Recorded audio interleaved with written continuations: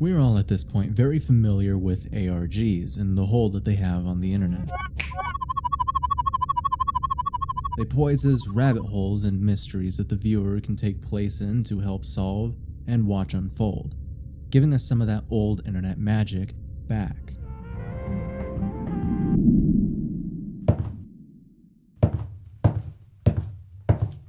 This, however, is not an ARG.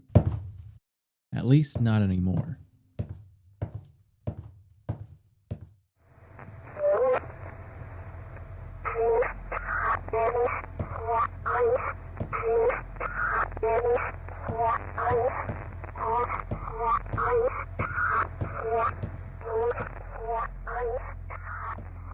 In 2015, a post would be made on r/creepygaming that, unbeknownst to the poster, would open up a rabbit hole far darker than anyone could have imagined. The post simply being titled, "Sad Satan Deep Web Horror Game."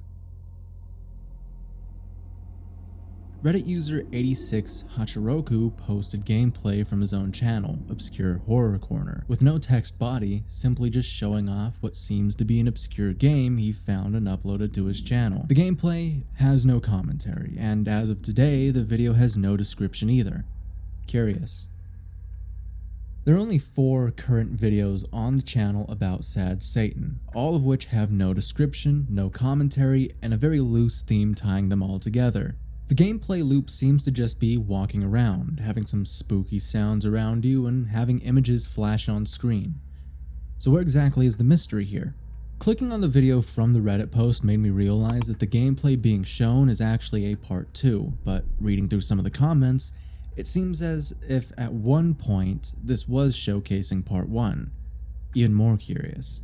Going back to the Reddit post and looking through the comments, I found a post called "Uncovering the Secrets of Sad Satan," which is now deleted. Dead end.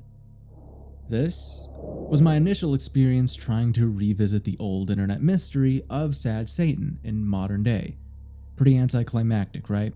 But as frustrating as this is, I wasn't about to just let it stop me. I mean, it's to be expected. This mystery is almost 10 years old as of this year, so a lot of information is either going to be missing or this mystery has been solved 10 times over by some group of internet sleuths who have probably been at it way longer than I have. But what even is Sad Satan? You haven't even explained that yet, I can already hear you saying in the comments. Allow me to restart with what the internet already knows.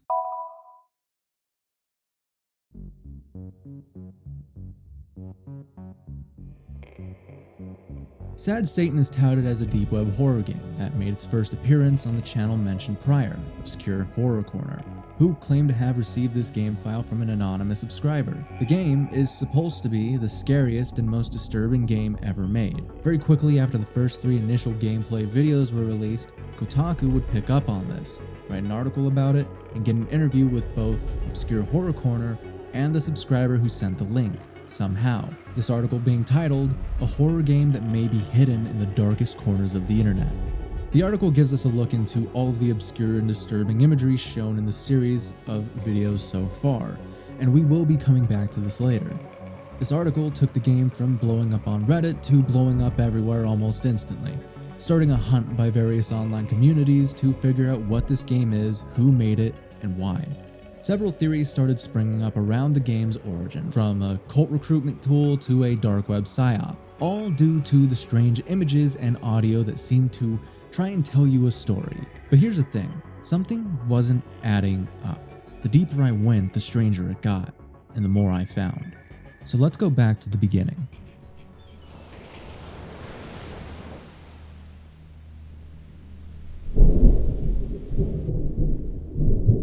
The initial Part 1 Sad Satan video came out June 25th, 2015.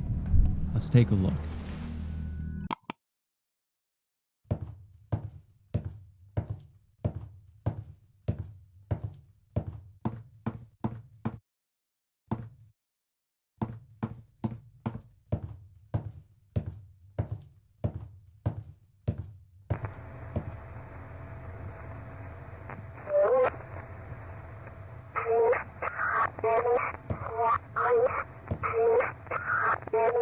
Most of the gameplay, like I said, is just walking around a very low quality hallway. but it's the sounds and the seemingly random images that flash throughout the game that tell us what's really going on here. We hear a young girl speaking in reverse. It's a Polish number station that was used to transmit messages in code. This is a very famous clip and starts with some beeps and chimes and then the girl talking, and was first heard in the 60s, but it's possibly older. Then for a split second, we see this image appear, switching the audio and making things more distorted.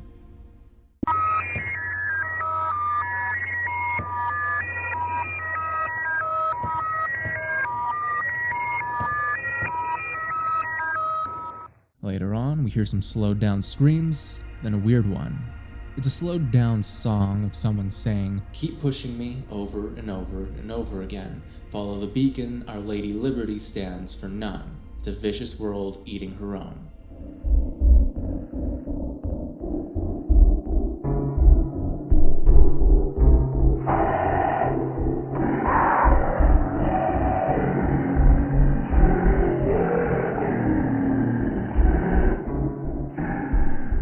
Looking up these lyrics brings us to a song called Lynch Mob made by KMFDM in 2011, but it doesn't really seem to tie into anything just yet. A random distorted man saying something near indecipherable. Another flash of this image appears, and then we get a flash of an image of Margaret Thatcher and a man named Jimmy Savile, holding signs that say, "NSPCC is great," before a snippet of Stairway of Heaven is playing backwards, where you can hear the words "Sad Satan" over and over again before the video ends.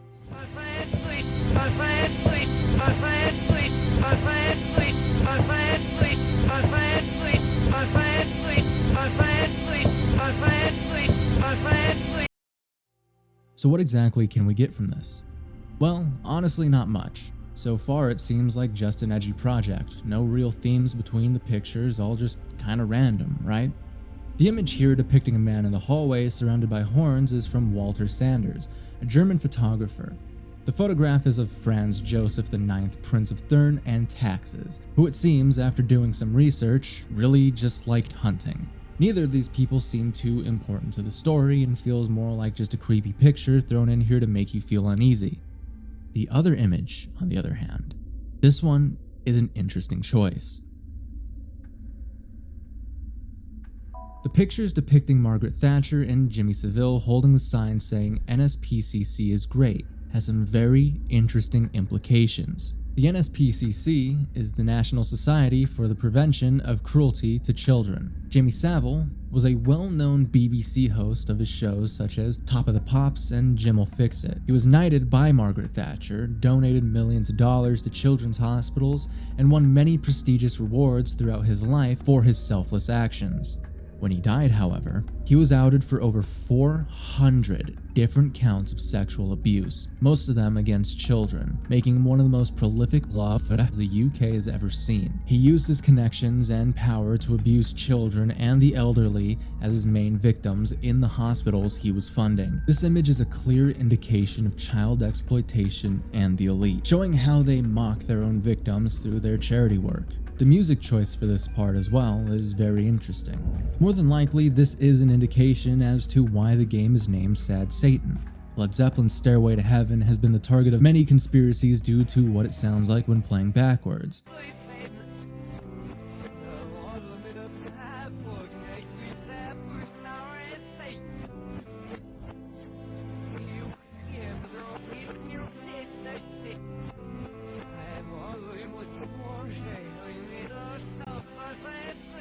And as you heard, it includes the words "Sad Satan." But it might also have another meaning in this context. Jimmy Page, one of the members of Led Zeppelin, was notorious for dating a 14-year-old during his time within the band. I don't know if this is enough to tie into a theme just yet, so let's take a look at the other parts of the Let's Play. Part 2 was released June 27th, 2015.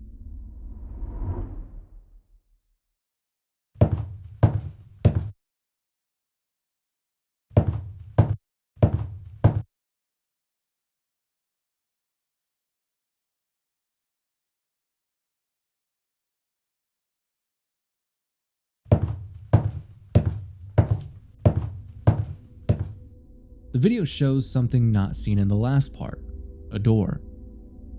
When OHS walks up to it, a text pops up. Rescue with key, suffering, doors locked. 30 seconds in, this picture pops up, and it stays on the screen for a little longer than usual. A strange, unintelligible speech starts playing, and then a picture of JFK moments before his assassination flicks onto the screen. After a while of walking around in the random spooky parts of the map, he ends up back at the door, but this time, it opens.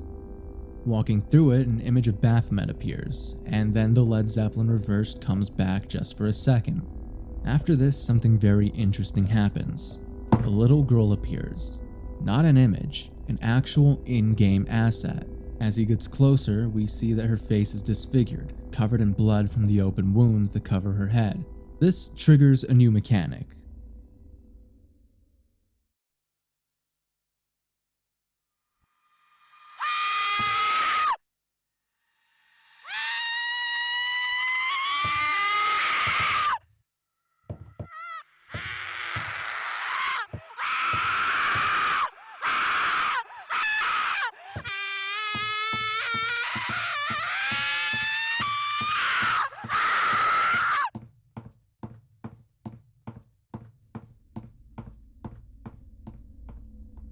This clearly scared OHS, as he starts trying to run in a random direction. As he's running, the picture of Jimmy Savile flashes again, and he enters a new room, becoming surrounded by bloody children. The video ends.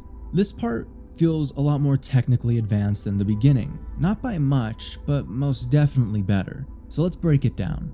The picture of what to me looks like a malnourished kid is a photo taken by Roger Ballin in a compilation, Shadow Chamber, a strange avant-garde photo compilation of black and white, decrepit, and slightly uncomfortable images.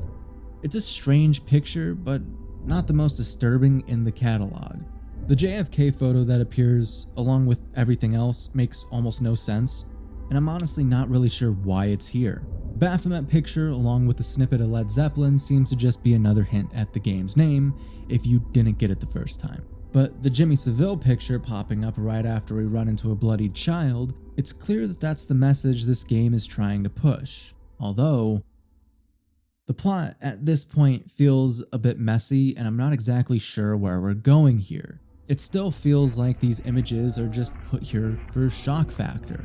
But this is the point in which the first Reddit post was made, in which we actually get some interesting comments that OHS responds to. I would have kept going, but I stopped at 1 minute. Don't trust pictures from the deep web. There's no corpses or CP if that's what you mean. Exactly what I mean. I thought I'd see gore after seeing Kennedy. There's been nothing like that in this game. So far, anyway. This message isn't important just yet, but we will come back to this. And it does seem at this point that OHS is following the story along with us. Part 3 was posted June 30th of 2015, and the video starts with something we've never seen in the other two. It seems that OHC has a lantern, which seems to be an entirely new feature, but it isn't the only new thing in this part. We have codes now. The first code appears and a reversed voice starts playing but quickly goes away.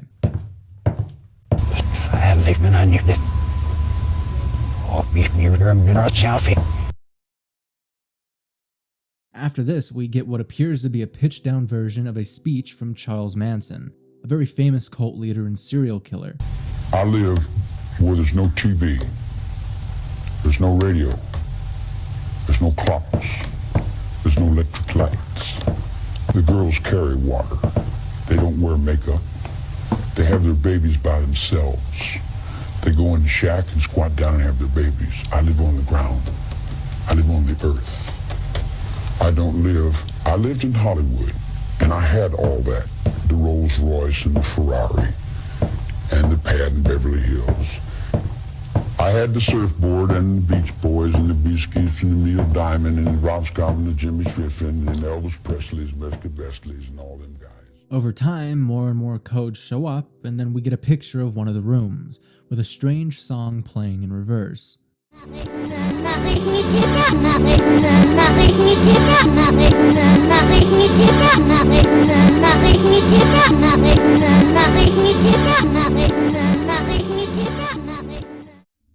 which turns out to be the infamous propaganda song from another game with its own rabbit hole, Hong Kong 97. The vast majority of this part is just listening to Charles Manson as codes flash on the screen, so we're just gonna get to the codes. The first code translates into, I can track you. Second, good luck. You're alone. Buried.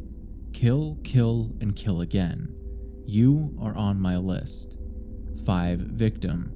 Hail 666. Sad people died. I didn't crack this, but others did long before I came along. The process they used?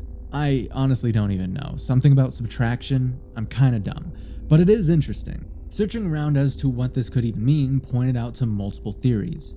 Theory 1. The game is tracking the player and the messages are meant to either spook them, warn them, or both. This theory relies on the idea that there might have been something within the game file that's been watching the player, although when it comes down to the gameplay we see, there's nothing really pointing to that outside of the random teleporting that happens across the maze, which could just easily be pre-existing triggers.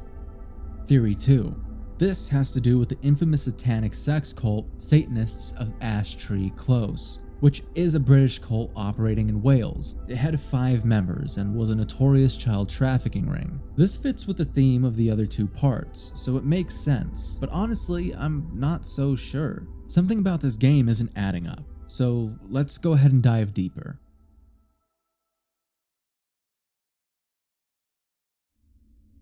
July 1st of 2015.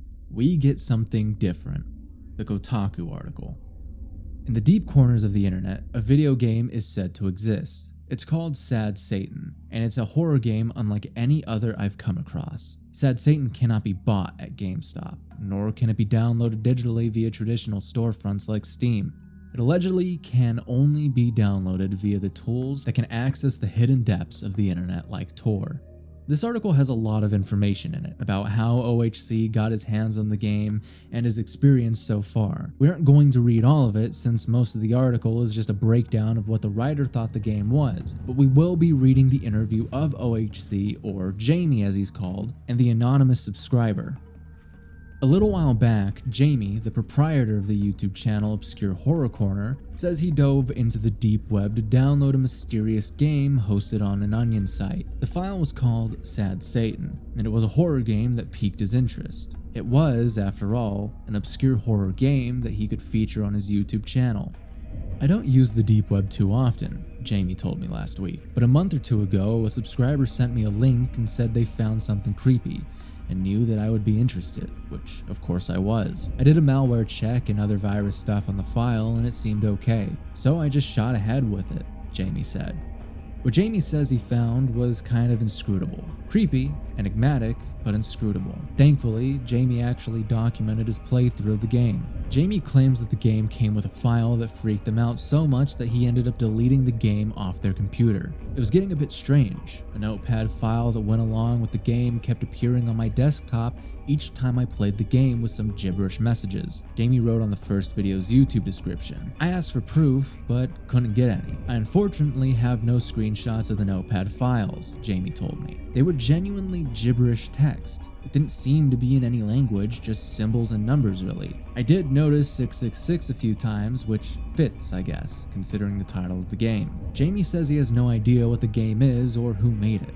They're hoping that by sharing the videos, they'll be able to find out more. I spoke to the subscriber that supposedly sent Jamie the game in the first place. He wished to remain anonymous. I first found out about the game on a deep web forum, he claimed. It's like an all-purpose site. All of your usual forums can be found there. Tech help, reviews, fitness, things like that, plus some original content. This deep web frequenter says that someone put up a link to a game on these forums, something which is supposedly kind of unusual for that corner of the internet.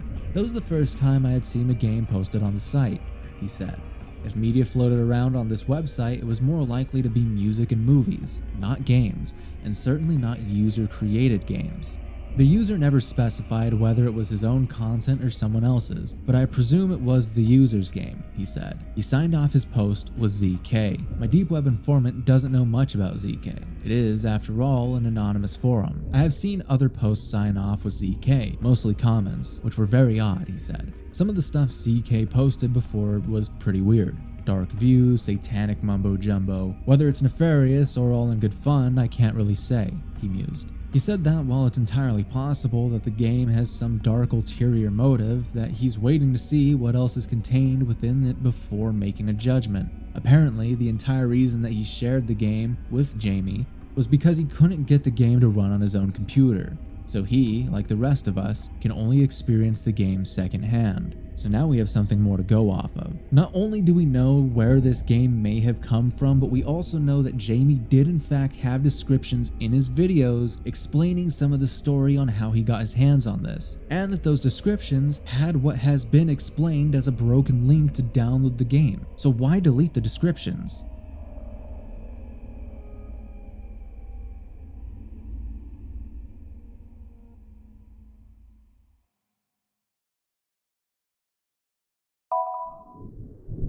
A lot seems to not be adding up, and I honestly don't know how to feel about it. The deletion of the game after a few playthroughs that happened months before the initial posting of the videos. This would mean that he already finished his Let's Play before posting any of these videos. But here we have him saying this: "There's been nothing like that in this game so far anyway." Why would he say so far if he already knew it wasn't there? On top of this, the gameplay itself seemed to be getting more and more complex with each upload, as if the game was growing with the Let's Play. And how exactly did Kotaku find this anonymous subscriber? How did they get that connection? Our narrator is lying to us, but I don't know about what just yet, and I'd rather hold my peace until I fully get the story. On to part 4 then. Part 4 was released July 3rd, 2015. The very first second of this video shows the image of the infamous otaku killer, a Japanese mafia who raped and murdered 4 young children, eating them afterwards. Then an image of the Lady of Justice, which I'm sure is trying to insinuate the failure of our justice system. Another door, and reverse speech.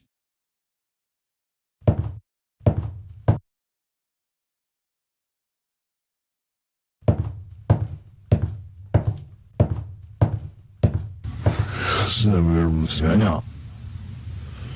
Maar ik moest naar heel van dat ik nog een mooie zijn die is ja gewoon is niet hebben. Another door followed by the text, "Stop doing this," in a sped up voice. And now, a man.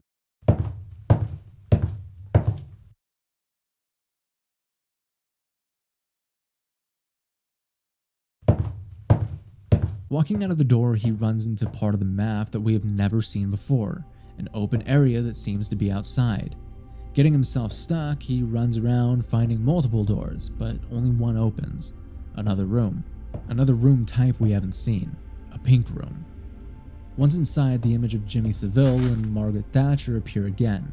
He leaves, goes on to one of the other doors, which is now unlocked. Once he enters, the text, "Everyone is ready for the party," appears. And another room type we haven't seen, a slim hallway with an opening leading to an endless void. After walking around a bit more, the texture changes back to the original black and white, and we get another picture of the otaku killer, this time without his eyes and mouth drawn over. This image stays here for an uncomfortably long period of time. After it leaves, another message, "Come in and have some fun." And then an image we haven't seen before, an image of the Australian entertainer and convicted child abuser, Rolf Harris. Afterwards, he runs into the little girl again. This time, she is in every corner of the room. Leaving, he sees another picture of Rolf Harris, and yet another room type we have not come across. A red room. A red room with reversed crying and an unreadable message on the wall. Then ends with another picture of the otaku killer and our good friend Led Zeppelin's reverse song. If you couldn't tell by now, the game is about child trafficking and those who have hurt children. Almost everything in this game has been added to either show you that premise or to spook you, but even then, some of what has been shown doesn't even make any sense. Why show JFK in part 2? Why add a song only famous in a game that only people into obscure horror game circles would know in part 3? Well, unfortunately, part 4 confirmed my suspicions. Jamie has been lying to us. But why? This game did not come from the deep web. It came from Jamie himself, and he only made the game's story up to gain traction for his channel. And I'm not the only one who figured this out. This game is not impressive. I don't think that's unfair to say. Anyone with knowledge on how to work a game engine could pull this off. But the giveaway is the fact that this game has been evolving with every single playthrough Jamie has done. Every opening in this game is a fully different area than the last episode, and each episode has new mechanics not previously seen. Progress just kinda happens without explanation. Jamie, in multiple instances across Reddit as well at this point, has acted as if he was actively playing the game with the uploads, which contradicts his statement of deletion in the Kotaku article. This led me back to the question, why did he delete the descriptions for the videos? Well, it turns out someone on 4chan figured out that the link that Jamie put in his bio was fully impossible to ever exist. The story on how he got the game is totally fake. The onion link that he posted never actually existed.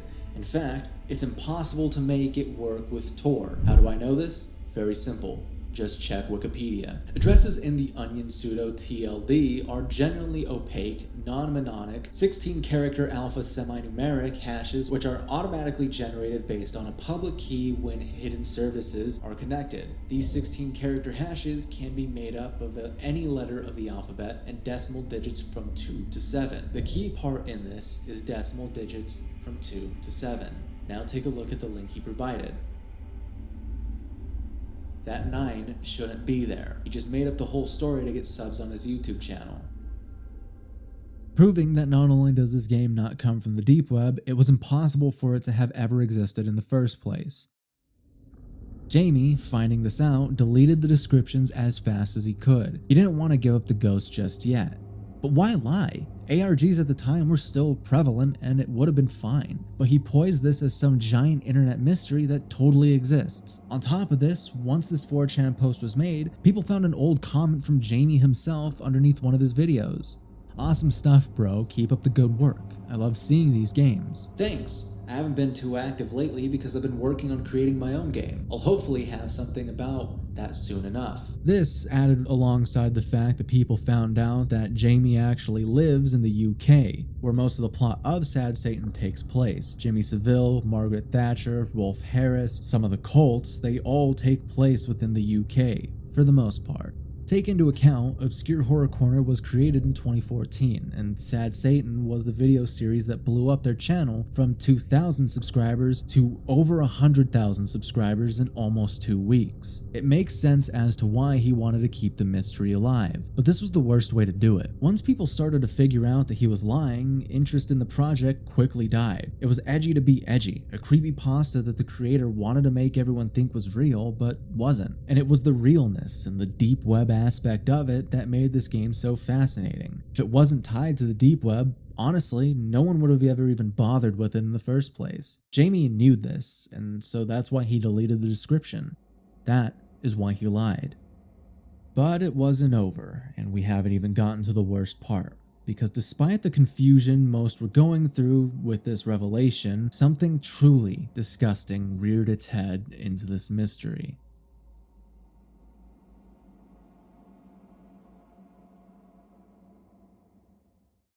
On July 7th of 2015, 2 days after Jamie was exposed for lying about the game's origins, a post on 4chan's paranormal board would appear. What you've seen on YouTube isn't right. Don't believe that coward Obscure Horror Corner. He did not show you what was truly in this game. Signed, ZK. A couple of minutes later, a revision to the Kotaku article would be made regarding Jamie's faked link.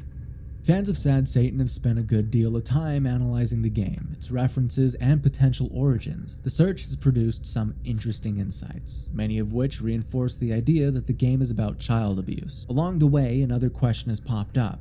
Scary as it might be, was the game truly found in the deep web, as the YouTube uploader claimed? People sent me a variety of rationales for and against the possibility that Sad Satan came from the deep web, some valid, others not. What stood out to me was the allegation that the deep web link provided in the YouTube description for the initial video contained the number 9, which is a number that is unlikely to be found in onion links. I contacted Jamie, the proprietor of Obscure Horror Corner, to ask what was going on with the link. He now says he gave people the wrong link because the real one had, he claims, also included gore pictures and child pornography, along with the game. I didn't feel comfortable giving out a link for something like that. He did not share that link with me. Unfortunately, that makes it harder for me to put as much credence into the rest of his account, even though he maintains it's true. Sad Satan remains interesting and worth covering given how effective it is despite its crudeness, but it's clear now that I should have presented a tale of its discovery with more skepticism. I apologize for that. While the original article admits the game exists in a more mythical state than a tangible one, it could have gone farther to make it clear what was concrete about Jamie's tale and what wasn't. This is a clear and bold-faced lie told by Jamie, because as we know already from his comments on Reddit, there's no corpses or CP, if that's what you mean. So what changed? And what the hell just got posted onto 4chan? The link sent by the person who claims to be ZK is a new version of Sad Satan, the alleged true Sad Satan. This version of the game, released only minutes before the Kotaku article was uploaded, was filled to the brim with illegal content that I will not be talking about for very obvious reasons. It was also filled to the brim with malware. Unfortunately, since this was the only link ever provided to people who desperately wanted to play the game, and since it's being touted as the true version of this game, thousands of people flocked to it, unknowing as to what they just got themselves into.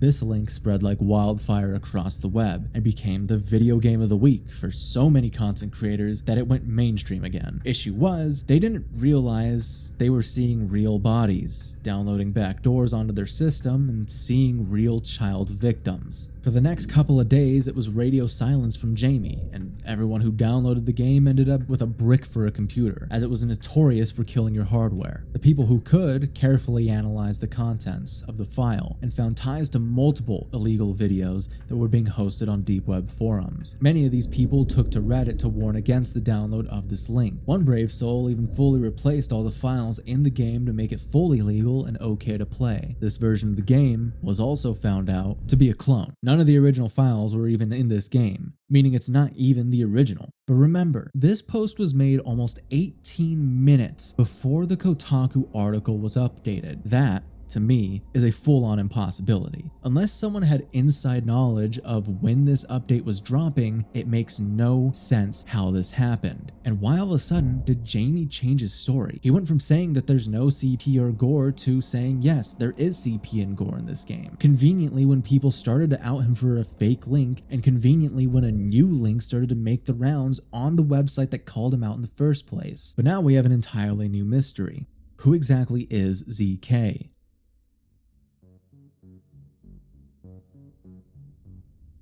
This entire situation has taken this from a fun, silly little internet mystery to a lie that made the audience absolutely pissed, to one of the worst cases of internet crimes ever committed.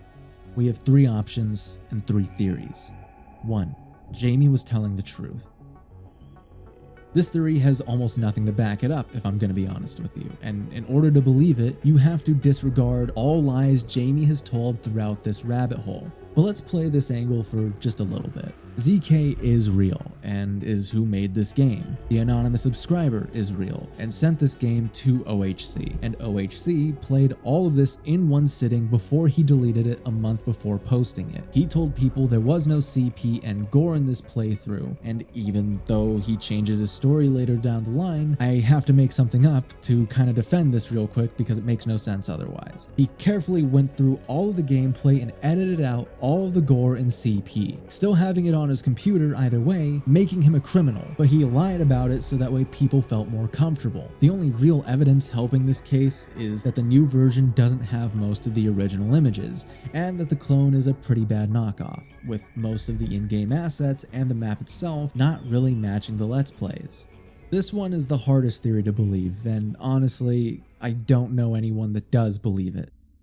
Theory 2. Jamie did lie, but the 4chan post was a troll. This is the theory that most believe, that Jamie made everything up but was the target of a troll from 4chan. Honestly, a lot can point to this. Again, the fact that the clone barely resembles the gameplay from Jamie's channel, despite being such an easy game to replicate. It was missing even the simplest of images and sound bites from the original, and was also very clearly rushed. On top of this, on the 9th of July 2015, we actually had Jamie respond, which is something he hasn't done at all during this time. I didn't make the clone. Some seedy 4chan cunt thought it would be hilarious to troll some people at my expense. Yes, extremely angry about this because I'm getting messages from people telling me that I fucked up their PC, and also apparently I'm a pedophile now too. I honestly don't care what everyone thinks about the rest of this, but the clone has nothing to do with me.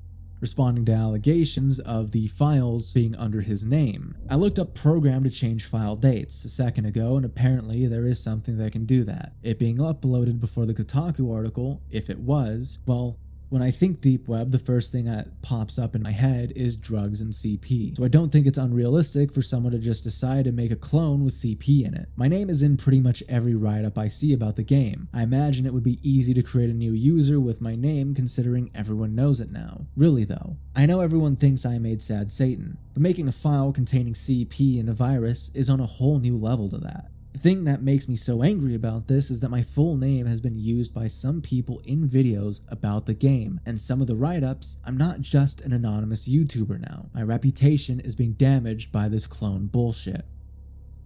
While reading this, I realized he skips over that little fact of it being released before the Kotaku article. Very interesting. You really should make a thread and explain your side of things. I'll try soon. I haven't had much free time to do much lately. This doesn't mean he's not guilty, but it does show a break in character for Jamie, which in this circumstance honestly makes sense. The third theory is that Jamie made both games and lied about everything. To be honest, this is the theory that I personally believe more. None of what Jamie has stated has lined up. There's too many coincidences that, even if giving Jamie the benefit of the doubt, make no sense otherwise. For one, the troll roleplays as this ZK that we have only ever heard of about in the Kotaku article. On top of this, the anonymous subscriber from the article never came out about this, nor did this person ever even argue with Jamie when they claimed there was no CP or gore. Jamie claimed multiple times there was no CP or gore so far, and only backpedaled that statement after what seems like a random nobody troll made a fake version of the game riddled with it. His story doesn't add up. Most want to give Jamie the benefit of the doubt because technically there is no proof he made it. The main excuse being, well, why would he throw his entire life away just to make up some shitty story? But technically there is a bit of proof. The files within the illegal game are under his name, Jamie. This isn't concrete proof and can be easily faked if you were to just make a new user on your PC. But why go through all the effort to roleplay in this fake story just to frame him?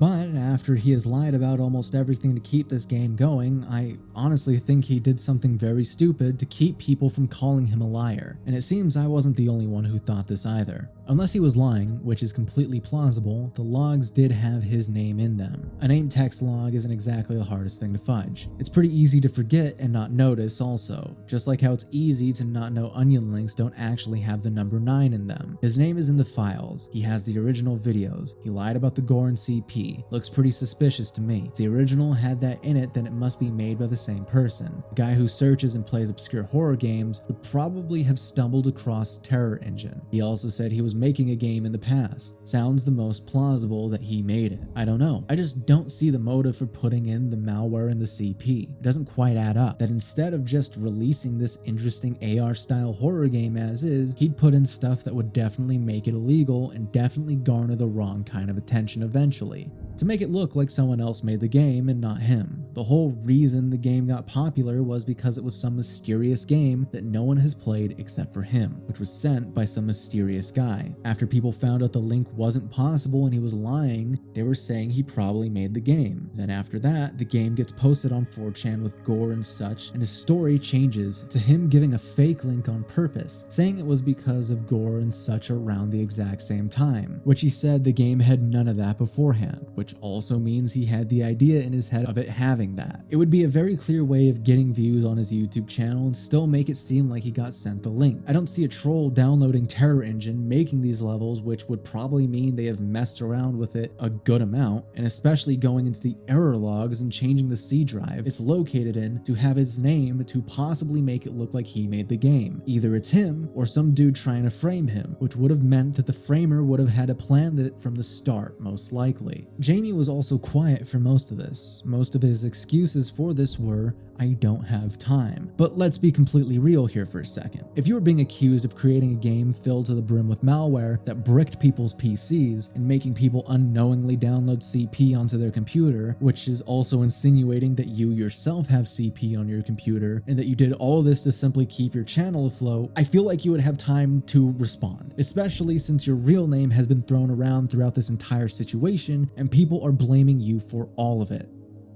This was the last response we ever received from Jamie. Still ticking, just about. Good to hear you've been pretty silent about, well, everything about this.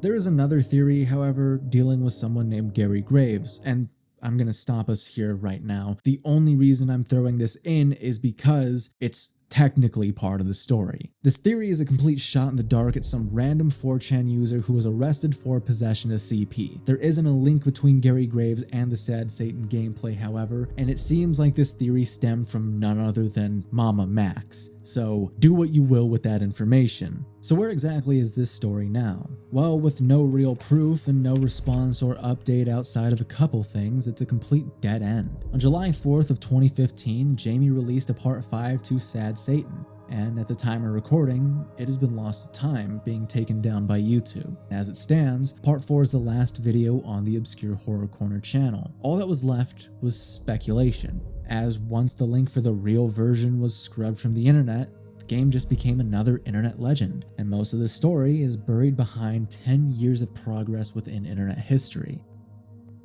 The legend of Sad Satan has completely flickered out, but I think it stands as one of the first internet legends that genuinely scared people and felt real, only then to turn real.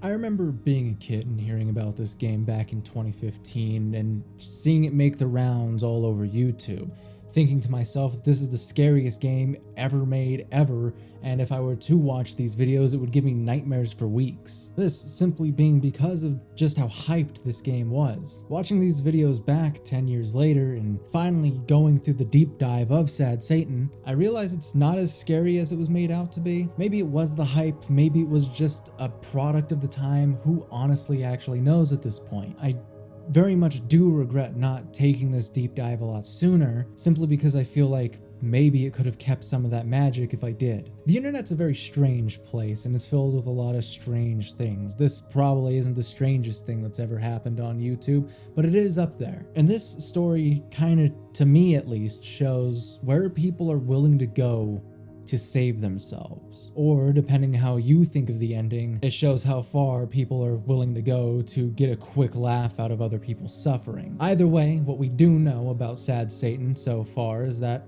whoever made the game is a criminal and is either rotting in prison right now or is on the run. If you like this video and you want to see more like it, please go ahead and subscribe. Please go ahead and comment down below, let me know what you think about the video, and please leave a like, it always helps out with the video and gives more interaction. Anyways, thank you for watching, and have a good night.